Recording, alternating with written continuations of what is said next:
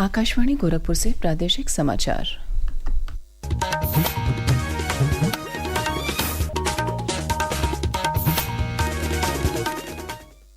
नमस्कार। समाचार बुलेटिन के साथ में शिवानी अरोरा। पहले मुख्य समाचार। हरियाणा विधानसभा चुनाव में भाजपा की ऐतिहासिक हैट्रिक। जम्मू कश्मीर में नेका और कांग्रेस को मिला बहुमत। मुख्यमंत्री योगी आदित्यनाथ ने जीत पर दी बधाई। महाकुंभ 2025 के प्रचार प्रसार के लिए अन्य राज्यों के साथ विदेशों में भी होगा रोड शो। पर्यटन और संस्कृति मंत्री जयवीर सिंह ने दी जानकारी। मालदीव के राष्ट्रपति डॉक्टर मोहम्मद मोइज्जू ने अपनी पत्नी और प्रतिनिधिमंडल के साथ किया ताजमहल का दीदार। ताजमहल के इतिहास के बारे में ली जानकारी। 487 सोलर लाइटें लगाकर अयोध्या ने तोड़ा सऊदी अरब का रिकॉर्ड। और प्रदेश के सभी शक्तिपीठों पर आज और कल होंगे शक्ति महोत्सव के आयोजन। अब समाचार विस्तार से।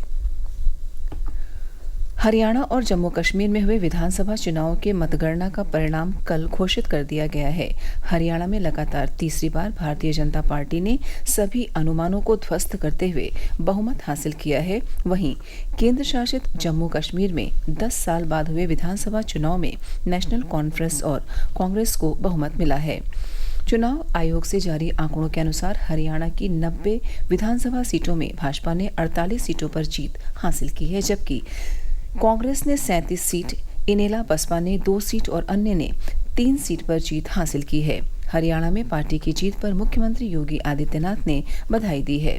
मुख्यमंत्री ने सोशल मीडिया पोस्ट में लिखा कि हरियाणा विधानसभा चुनाव 2024 में भाजपा को मिली ऐतिहासिक विजय की सभी समर्पित कार्यकर्ताओं, पदाधिकारियों एवं सम्मानित मतदाताओं को हार्दिक बधाई। वहीं जम्मू कश्मीर में नेशनल कॉन्फ्रेंस और कांग्रेस गठबंधन को जीत हासिल हुई है। 90 विधानसभा सीटों के लिए हुए चुनाव में नेशनल कॉन्फ्रेंस ने 42 सीटों पर जीत हासिल की है। कांग्रेस ने 6 सीट, पीडीपी ने 3 सीट पर जीत दर्ज की है, जबकि भारतीय जनता पार्टी ने 29 सीटें हासिल हुई हैं। प्रयागराज महाकुंभ 2025 के प्रचार प्रसार के लिए संस्कृति विभाग देश के अन्य राज्यों के साथ विदेश में भी रोड शो करेगा। साथ ही प्रदेश के सभी मंडलों में कुंभ समिट का आयोजन होगा। प्रदेश सरकार के पर्यटन और संस्कृति मंत्री जयवीर सिंह ने कल लखनऊ में एक प्रेस वार्ता के दौरान कहा कि मंडलों में कुंभ समिट का शुभारंभ लखनऊ से प्रारंभ हो गया है, जबकि समापन 14 दिसंबर को प्रयागराज में किया जाएगा। पर्यटन मंत्री ने कहा कि कुंभ के महत्व से परिचित कराने और इसके प्रचार प्रसार के लिए पर्यटन और संस्कृति विभाग की तरफ से देश समेत विदेशों में विभिन्न कार्यक्रम आयोजित किए जाएंगे। अपने विभाग की ओर से अलग अलग जो हमारी अकेडमियां हैं, संस्थान हैं, अलग अलग जो प्रतिष्ठान हैं, उन सबको अलग अलग जिम्मेदारियां देने का जिम्मा दिया गया है। और इसी परिप्रेक्ष्य में हम लोग पूरे प्रदेश में कुंभ के जो रोड शो करेंगे, इसमें बाल युवा कुंभ का आयोजन करेंगे, शक्ति कुंभ का आयोजन करेंगे, कला संस्कृति कुंभ का आयोजन करेंगे, कवि कुंभ का आयोजन करेंगे और भक्ति कुंभ का भी आयोजन सुनिश्चित करेंगे। प्रदेश के उप मुख्यमंत्री ब्रजेश पाठक ने कल प्रयागराज में महाकुंभ 2025 की तैयारियों को लेकर स्वास्थ्य विभाग के अधिकारियों के साथ समीक्षा बैठक की। इस दौरान श्री पाठक ने नवंबर माह के अंत तक स्वास्थ्य विभाग के सभी प्रकार के कार्य पूरे करने के निर्देश दिए। श्री पाठक ने बताया कि कुंभ क्षेत्र में एक नया 100 बेड का अस्पताल और हर सेक्टर में एक प्राथमिक स्वास्थ्य केंद्र बनाया जाएगा। एम्बुलेंस की संख्या भी बढ़ाई जाएगी। राज्यपाल आनंदीबेन पटेल ने रामपुर रजा पुस्तकालय की स्थापना के 250 वर्ष पूरे होने पर शुभकामनाएं दी हैं। राज्यपाल रामपुर रजा लाइब्रेरी की अध्यक्षा भी हैं। उन्होंने कहा कि 250 साल का सफर तय कर रामपुर रजा लाइब्रेरी देश का गौरव बनकर उभरी है। रामपुर रजा लाइब्रेरी दक्षिण एशिया के खास पुस्तकालयों में से एक है। ये भारत की इस्लामिक शिक्षा और कला का खजाना है।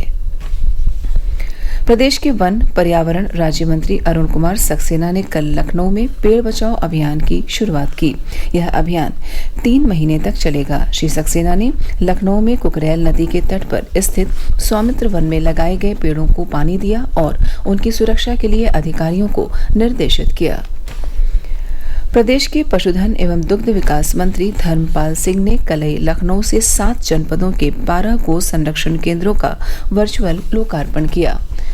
आगरा, शाहजहांपुर, उन्नाव में 2-2, संभल में 3 और अमेठी, गोंडा और झांसी में 1-1 वृहद गो संरक्षण केंद्रों का 100% निर्माण पूरा हो चुका है। प्रादेशिक समाचार आप आकाशवाणी गोरखपुर से सुन रहे हैं। यह समाचार बुलेटिन हमारे YouTube channel AIR news Gorakhpur और एक्स हैंडल AIR News_GKP पर भी उपलब्ध है। मालदीव के राष्ट्रपति डॉक्टर मोहम्मद मोइज्जू अपनी पत्नी और प्रतिनिधिमंडल के साथ ताजमहल देखने के लिए आगरा पहुंचे। ताजमहल में राष्ट्रपति दंपति ने फोटो सेशन कराया और गाइड से ताजमहल के इतिहास और नक्काशी की जानकारी ली। पेश है हमारे प्रतिनिधि की रिपोर्ट। विशेष विमान से आगरा एयरपोर्ट पहुंचे डॉक्टर मोहम्मद मोइज्जू का उच्च शिक्षा मंत्री योगेंद्र उपाध्याय द्वारा मुख्यमंत्री योगी आदित्यनाथ के प्रतिनिधि के रूप में आगवानी करते हुए पुष्पगुच्छ देकर स्वागत किया गया। राष्ट्रपति डॉक्टर मोहम्मद मोइज्जू और प्रतिनिधिमंडल का काफिला कड़ी सुरक्षा व्यवस्था के बीच एयरपोर्ट से शिल्पग्राम परिसर पहुंचा, जहां से राष्ट्रपति डॉक्टर मोहम्मद मोइज्जू पत्नी साजिदा मोहम्मद प्रतिनिधिमंडल के साथ बैटरी चलित गोल्फ कार्ट में सवार होकर ताजमहल पहुंचे। इस दौरान उच्च शिक्षा मंत्री योगेंद्र उपाध्याय ने राष्ट्रपति डॉक्टर मोहम्मद मोइज्जू को ताजमहल का प्रतीक चिन्ह भेंट किया। ताजमहल का दीदार करने के बाद राष्ट्रपति डॉक्टर मोहम्मद मोइज्जू, पत्नी साजिदा मोहम्मद और प्रतिनिधिमंडल विशेष विमान द्वारा आगरा से मुंबई के लिए रवाना हो गया। सज्जन सागर, आकाशवाणी समाचार, आगरा। केंद्रीय मंत्रिमंडल द्वारा पिछले दिनों पाली और प्राकृत भाषा को शास्त्रीय भाषा का दर्जा दिए जाने का निर्णय संपूर्णानंद संस्कृत विश्वविद्यालय के पाली विभाग के पूर्व अध्यक्ष प्रोफेसर हर प्रसाद दीक्षित ने स्वागत किया है। प्रोफेसर दीक्षित ने आकाशवाणी से विशेष बातचीत में कहा कि पाली एक ऐसी भाषा है जिसकी संपूर्ण भूमंडल में कोने कोने पर टीका टिप्पणी मौजूद है। पाली एक ऐसी भाषा है जो संपूर्ण भूमंडल में उसके ग्रंथ हैं, त्रिपिटक हैं, उनकी अट्ठकथाएं हैं, टीकाएं हैं, काव्य ग्रंथ है, व्याकरण ग्रंथ है इत्यादि का अध्ययन अध्यापन चल रहा है और नए ग्रंथों का सृजन हो रहा है। प्रभु श्री राम की नगरी अयोध्या ने 10.2 किलोमीटर में 487 सोलर लाइट लगाकर अपना नाम Guinness book of world record में दर्ज कराया है। इससे पहले यह रिकॉर्ड सऊदी अरब के नाम था। सऊदी ने 9.07 किलोमीटर में 468 सोलर लाइटें लगाने का कीर्तिमान बनाया था। और विवरण हमारे प्रतिनिधि से। 10.2 किलोमीटर में 487 सोलर लाइट लगाने से अयोध्या ने दीपोत्सव के बाद एक और विश्व रिकॉर्ड बनाया है और Guinness book of world record में नाम दर्ज हो गया है। अयोध्या धाम के लक्ष्मण किला से लेकर गुप्तार घाट की निर्मली कुंड तक सोलर लाइट लगाए गए हैं, जिससे सरयू तट रात में जगमगा रहा है, जो अयोध्या के विकास की एक बड़ी पहचान भी बन गया है। जगमगाती रोशनी के बीच सरयू तट पर आवागमन सुलभ हो जाने से स्थानीय लोग गदगद और प्रसन्न है। प्रदेश के मुख्यमंत्री योगी आदित्यनाथ पहले ही अयोध्या को सोलर सिटी के रूप में विकसित करने की घोषणा कर चुके हैं। तन्मय सोनी, आकाशवाणी समाचार, अयोध्या। प्रदेश के 16 शक्तिपीठों पर आज और कल यानी सप्तमी अष्टमी तिथि को राज्य सरकार शक्ति महोत्सव कराएगी। मुख्यमंत्री योगी आदित्यनाथ के निर्देश पर संस्कृति विभाग ने इसकी तैयारी पूरी कर ली है। आयोजन में महिला कलाकारों को वरीयता दी जाएगी। महोत्सव के तहत 9 देवियों पर आधारित झांकी में प्रस्तुतियां भी होंगी।